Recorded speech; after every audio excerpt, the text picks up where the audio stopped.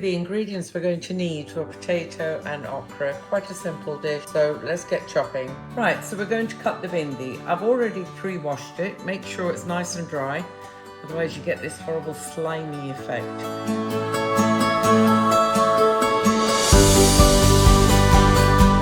We just need either one large potato or 3 small potatoes.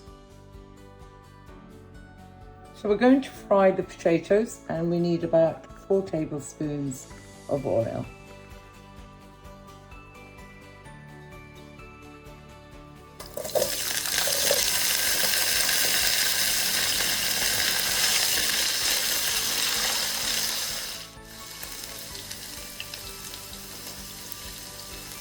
Now you can add in the okra. And we want to get the okra a little bit brown, so it does soak the oil.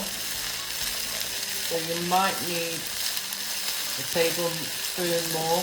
It depends on what kind of pan you use, because this is non-stick. So we're just going to see if the potatoes are soft. Yeah, and they're nice and brown. So we're now going to add in all the spices. So we're going to put in chili, ginger, cumin and coriander. Stir it in. I have a chili here and I'm going to break it in half and just put that in. Just let that fry. Add in some salt. And 2 tablespoons of lemon. We'll just partially cover. Now that's ready to serve.